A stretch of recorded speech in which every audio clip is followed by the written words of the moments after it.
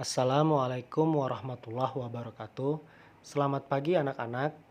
Semoga tetap semangat untuk belajar di rumah ya. Hari ini Bapak akan menyampaikan materi tentang pertumbuhan dan perkembangan pada tumbuhan. Nah, pada pembelajaran bab pertumbuhan dan perkembangan pada tumbuhan ini, pembelajaran kita nanti akan dibagi menjadi 3 kali pertemuan atau 3 minggu. Untuk pertemuan pertama, ada beberapa bahasan yang akan kita bahas. Di antaranya adalah definisi pertumbuhan dan perkembangan, dan yang kedua adalah perkembangan dan pertumbuhan pada tumbuhan berbiji, yang dimulai dari perkecambahan, pertumbuhan primer, dan pertumbuhan sekunder. Baiklah anak-anak, kita bahas yang pertama, definisi pertumbuhan dan perkembangan. Nah, di sini pertumbuhan adalah proses pertambahan. Pertambahan yang seperti apa? Misalnya pertambahan biomasa atau ukuran, baik itu berat, volume, ataupun jumlah sel. Nah, pertumbuhan memiliki sifat tetap dan irreversibel. Irreversibel itu artinya tidak bisa kembali ke ukuran semula. Dimisalkan di sini tinggi badan atau tinggi tanaman misalnya. Kalau misalnya tanaman ini memiliki tinggi 2 meter, nah dia tidak bisa kembali ke ukuran semula yang awalnya mungkin 1 meter misalnya. Ataupun tinggi badan, misalnya tinggi badan kamu 150 cm, itu tidak akan bisa kembali ke ukuran 1 meter. Selain itu juga pertumbuhan memiliki sifat kuantitatif, artinya dapat diukur. Misalnya tinggi badan, kita bisa mengukur tinggi badan menggunakan meteran misalnya. Selanjutnya ada istilah perkembangan. Perkembangan adalah proses perubahan menuju kedewasaan. Perubahan yang dimaksud adalah bahwa sel-sel tersebut mengalami perubahan secara struktural dan fungsional dari sederhana menjadi lebih kompleks. Misalnya kalau pada tumbuhan perkembangannya ditandai dengan munculnya akar, batang, daun, dan buah. Itu artinya tumbuhan tersebut sudah dewasa. Kalau pada manusia, perkembangan bisa dimulai dari bayi, balita, anak-anak, remaja, dewasa, hingga manula. Perkembangan bersifat kualitatif. Kualitatif itu artinya bersifat kualitas. Jadi lebih kepada kualitas kedewasaan seseorang itu berbeda-beda. Bahasan yang kedua yaitu pertumbuhan dan perkembangan pada tumbuhan berbiji. Pertumbuhan ini ditandai dengan perkecambahan, pertumbuhan primer, dan pertumbuhan sekunder sampai akhirnya tumbuhan menjadi tumbuhan dewasa karena mengalami proses perkembangan. Proses pertumbuhan berbiji diawali dari yang pertama perkecambahan. Perkecambahan adalah tumbuhnya embrio yang terdapat dalam sebutir biji. Proses perkecambahan ini diawali dengan masuknya air ke dalam biji yang dipengaruhi oleh peristiwa imbibisi. Dalam proses perkecambahan, setelah kulit biji pecah, organ pertama yang muncul adalah radikula, yaitu calon akar, yang diikuti oleh pertumbuhan plumula, kuncup primer atau calon daun. Sementara itu, kotiledon atau biji ada yang tetap berada di dalam tanah dan ada juga yang terangkat ke atas tanah. Berdasarkan posisi kotiledonnya, perkecambahan ini dibagi menjadi 2. Yang pertama, perkecambahan epigeal, di mana kotiledon atau biji terangkat ke atas tanah karena pertumbuhan memanjang bagian hipokotil. Kotiledon ini muncul sebagai keping biji hijau selama pertumbuhan menembus tanah. Hipokotilnya berbentuk kait dan ujung plumula terletak di antara dua keping biji. Contohnya terdapat pada biji bunga matahari, kedelai, dan kacang panjang. Yang kedua, ada perkecambahan hipogial, di mana kotiledon tetap berada di dalam tanah.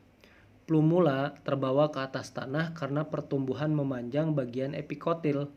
Hal itu disebabkan pertumbuhan hipokotilnya sangat sedikit atau tidak memanjang sama sekali, sehingga kotiledon atau biji tetap berada di dalam testa, dengan tunas muda dan akar muncul dari dalam biji.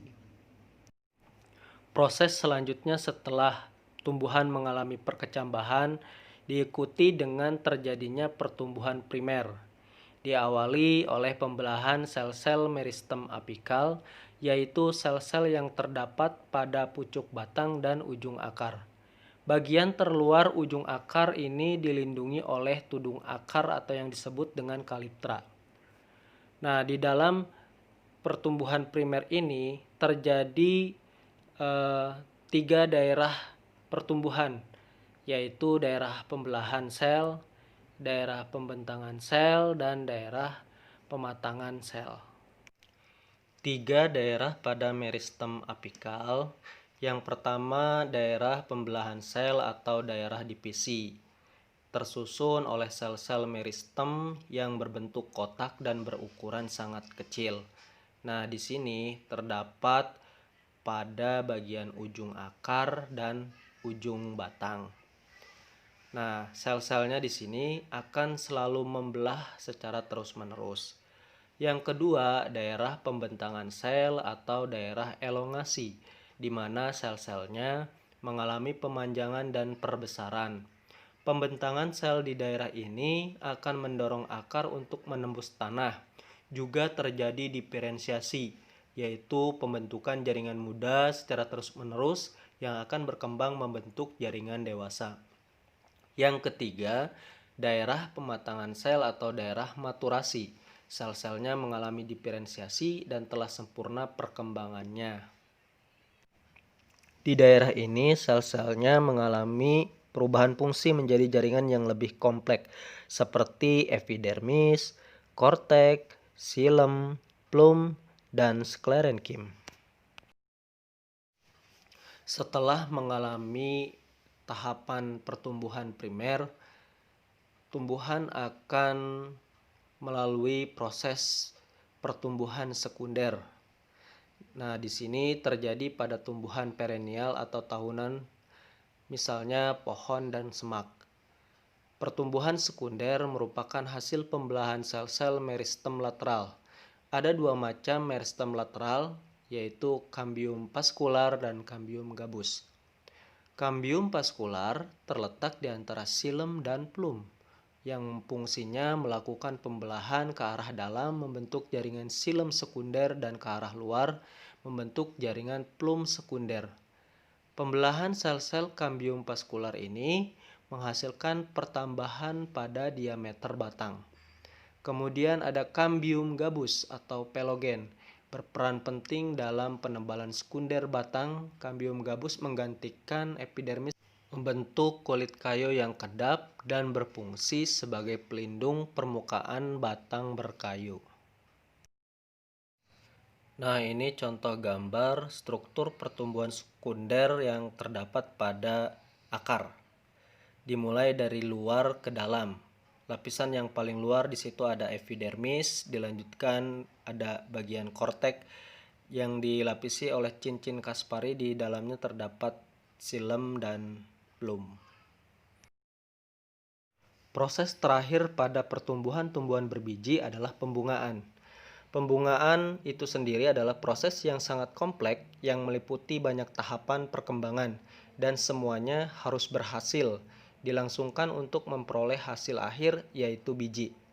Tahap yang pertama adalah induksi bunga atau epokasi, di mana tahap ketika jaringan meristem vegetatif untuk mulai berubah menjadi jaringan meristem reproduksif. Tahap yang kedua, inisiasi bunga. Terjadi perubahan morfologis dari tunas vegetatif yang awalnya akan menjadi daun menjadi bentuk kuncup reproduktif atau tunas bunga. Nah, yang ketiga, perkembangan kuncup bunga menjadi bunga mekar atau antesis, ditandai dengan terjadinya diferensiasi pada bagian-bagian bunga. Terjadi proses megasporogenesis dan mikrosporogenesis untuk penyempurnaan serta pematangan organ reproduksi jantan dan betina. Tahap yang keempat adalah bunga mekar. Nah, di sini terjadi pemekaran bunga bersamaan dengan masaknya organ reproduksi jantan dan betina.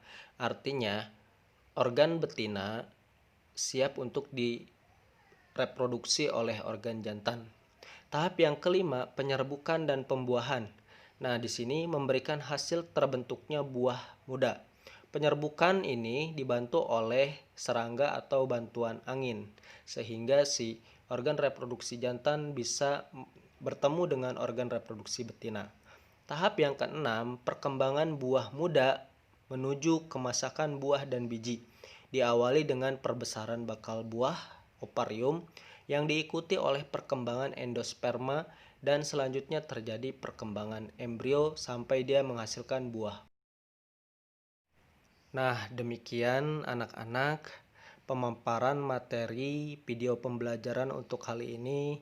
Mudah-mudahan bermanfaat dan mendapatkan informasi yang baru buat kalian.